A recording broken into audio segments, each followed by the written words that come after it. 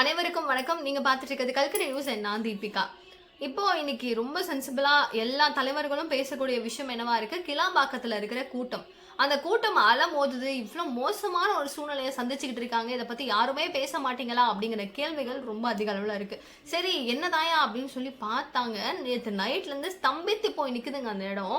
அவ்ளோ கூட்டம், அவ்ளோ ரஷ்ஷு, கிட்டத்தட்ட அவ்ளோ லட்சம் நபர்கள் அப்படிங்கிறவங்க கிளாம்பாக்கம் பஸ் ஸ்டாண்ட்ல இருக்காங்க.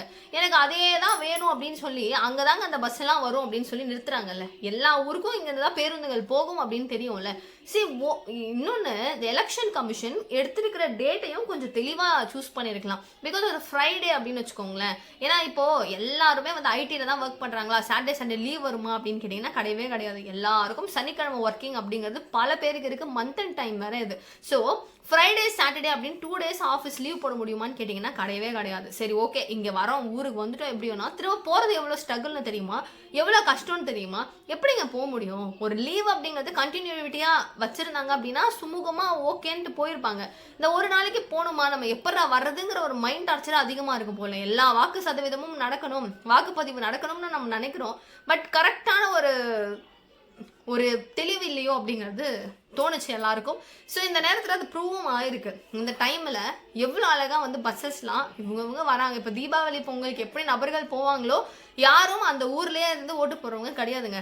வெளியில இருந்து நிறைய பொழப்ப தேடி இருந்து வாடகை வீட்டில் இருக்கிறதும், அப்படி இருக்கிறவங்க இப்படி இருக்கிறவங்க நிறைய பேர். அதுவும் சென்னை போன்ற இடங்களில் எல்லா இடங்களை சார்ந்தவர்களும் எல்லா ஊரை சார்ந்தவர்களும் இருக்காங்க. ஸோ அவங்க ஊருக்கு போனோன்னா எப்படிங்க பஸ் இல்லாமல் போவாங்க?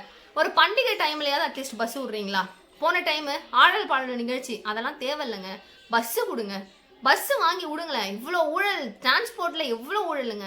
அதில் இருக்கிறத ஒரு 4-5 பஸ்ஸை வாங்கி விடுங்களேன். மக்களுக்கு தேவையானதை செய்யுங்களேன். நிறைய போட்டுமே, ஃப்ரீக்வெண்ட்டாக போட்டும் வரட்டும் இருக்கட்டுமே. எவ்வளோ கோடி மக்கள் இருக்காங்க, யூஸ் பண்ணிப்பாங்கங்க. ஒரு ஈஸியாக போயிட்டு வர முடியல. அவ்வளோ கூட்ட நெரிசலில் இந்த மாதிரி டைமில் அவங்க எப்படி வருவாங்க போவாங்கன்னு கொஞ்சமானா கவர்மெண்ட் யோசிக்கணுமா, யோசிக்க கூடாதா? அங்கே கிளாம்பாக்கம் பஸ் ஸ்டாண்டில் பசங்க அவ்வளோ கஷ்டப்படுறாங்க. நிறைய பெண்கள், நிறைய குடும்பமா சின்ன சின்ன பசங்களோட அங்கே வந்து பஸ் ஸ்டாண்டில் நின்றுட்டு இருக்காங்க. அதுவும் ராத்திரிங்க, அவ்வளோ நேரம் வரைக்கும். அவங்க எப்போ ஏறி அவங்க எப்போ ஊருக்கு போய் எவ்வளோ மணி நேரம் ட்ராவல்லாம் ஊர் இருக்குங்க. பக்கத்தில் இருக்கா? எல்லாமே கிடையாதுல்ல. ஸோ அந்த பஸ் ஃபெசிலிட்டி அப்படிங்கிறது எவ்வளோ ஒரு நீட். அட்லீஸ்ட் அங்கே அந்த பாத்ரூமு அது எல்லாமே இன்னும் கொஞ்சம் ப்ரையாரிட்டைஸாக, இன்னும் கொஞ்சம் க்ளீன் அப்படிங்கிறது இன்னும் பண்ணுங்க. இந்த மாதிரி டைமில் எக்கச்சக்க பேர் உள்ளே வரும்போது நிறைய பேர் வேணுங்க அப்படிங்கிறதையும் கேட்குறாங்க. அங்கே எதுவுமே இல்லை. ஒரு டைம் இது நடக்குது, இந்த ஆர்கனைசேஷன் சரியில்லை, இங்கே பராமரிப்பு அப்படிங்கிறது சரியில்லை, இதை எப்படி ஆர்கனைஸ் பண்ணுறதுன்னு தெரியல அப்படிங்கிறது ஒரு பிரச்சனை வருதா? அடுத்து என்ன பண்ணணும்? அடுத்த பண்டிகை வர்றதுக்குள்ள ஓகேங்க, இங்கே இன்னும் அதிகமாக தேவைப்படுது, இங்கே இப்பெல்லாம் போட்டால் மக்களுக்கு பிரச்சனை இருக்காது, சமாளிக்கலாம், இதெல்லாம் பண்ணலாம் அப்படிங்கிறது தெரியணுமா தெரியக்கூடாதா? கடந்த 5 ஆண்டுகளாக இதே பிரச்சனை அப்படிங்கும்போது பிரச்சனைன்னு கிளாம்பாக்கத்தில் உட்காந்து கத்திக்கிட்டு தான் இருக்கணுமே தவிர இதற்கான தீர்வு அப்படிங்கிறது எங்கெங்க அரசாங்கம் கொடுக்குது? என்னங்க பண்றீங்க? என்னங்க பண்ணிட்டு இருக்கீங்க? அப்ப இந்த கவர்மெண்ட் எல்லாரும் என்ன பண்ணுவாங்கன்றது தெரியாதா? இது ஒரு பெரிய தலைவலியா மாறிடுது. இந்த காண்டுல என்ன பண்றாங்க, திமுக ஓட்டு போடலாம் அப்படின்னு நினைச்ச ஒரு மனநிலையில வரவங்க கூட கடுப்பாயிட்டு ஒரு பஸ்ஸை விட்டீங்களா அடையீங்களா அப்படின்னு சொல்லிட்டு கடுப்பாய் வேற கட்சிக்கு ஓட்டு தானா மாறுதா இல்லையா? எக்கச்சக்க லட்ச நபர்கள் கிளாம்பாக்கத்துல கதறாங்க. அதுவும் இளைஞர்கள் பட்டாளம் என்ன பண்றாங்க, டிவிக்கேன்னு உரத்த ஒளியில கத்த போலீஸால கண்ட்ரோலே பண்ண முடியல. அவ்வளவு போலீஸார் பெண்கள் கத்துறாங்க, அவ்வளோ கோவமா பேசிட்டு இருக்காங்க. அங்கே வந்து அவங்களால ஒன்றுமே பண்ண முடியலங்க. அவ்வளோ கூட்டமும் ஸ்தம்பித்து போய் நிற்குது. போலீஸார் மட்டும் என்ன பண்ண முடியும்? அவங்களும் என்னங்க பண்ணுவாங்க? இருக்கிற எலெக்ஷன் டியூட்டி அப்படிங்கிறதே ஒரு பெரிய ஸ்ட்ரெஸ் இல்லையா? இந்த எல்லா ஸ்ட்ரெஸ் கூட மக்களையும் எல்லாரையுமே, அவங்களோட வேலை அதுதான், எல்லாமே புரியுது. ஆனாலும் அவங்களும் நம்மள மாதிரி ஒரு மனுஷன் தான். அங்கே பஸ்ஸு உள்ள அப்படிங்கிறதுனாலையும் இதெல்லாம் வந்து அவங்க என்ன டேக்கிள் பண்ணுவாங்க? அவங்க என்ன பண்ண முடியும்?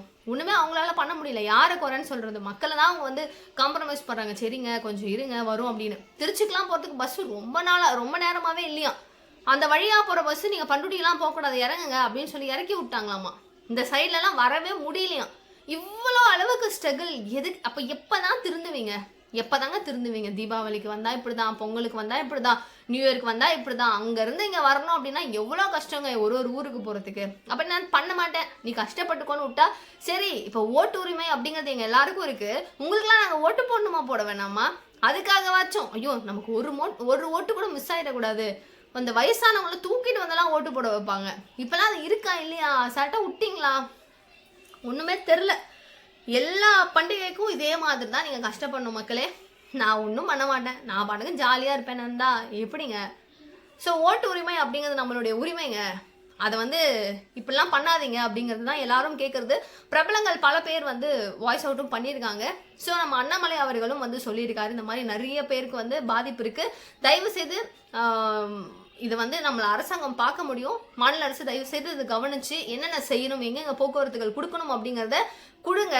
லோக்கல்ல இருக்கிற பஸ்ஸஸையாவது அங்கெல்லாம் தூரம் தூரமாக போகிறவங்களுக்குலாம் எல்லாமே பண்ணுங்க அப்படின்னு சொல்லியிருக்காங்க. ஏன்னா இன்னைக்கு வரைக்குமே இப்போ வரைக்குமே நிறைய இடங்கள்ல இன்னும் போல. அப்போ டைம் என்ன ஆயிடும், ஊருக்கு போறதுக்குள்ள டைம் ஆயிரும், வாக்குச்சாவடிகள் மூடப்படும். ஸோ விஜய் அவர்கள் கேட்டிருக்கிற கோரிக்கை என்னவா இருக்கு அப்படின்னா, எலெக்ஷன் கமிஷன் நீங்க நினைச்சீங்கன்னா முடியும், உங்ககிட்ட வந்து பண்றதுக்கான எல்லா அத்தாரிட்டிஸும் இருக்கு. ஸோ ஒரு 6 மணி வரையும் வாக்குச்சாவடி திறந்திருக்கும் அப்படிங்கும் போது வாக்களிக்க முடியும்னா 8 மணி வரைக்கும் ஒரு 2 மணி நேரம் எக்ஸஸா கொடுங்க டைமு.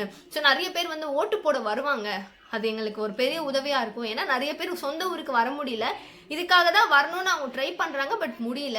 அப்போ அவங்க வந்து ஏமாற்றம் அடைய வேண்டாம், 2 hours வந்து எக்ஸ்டெண்ட் பண்ணுங்க அப்படிங்கிற ஒரு கோரிக்கையை வச்சிருக்காரு.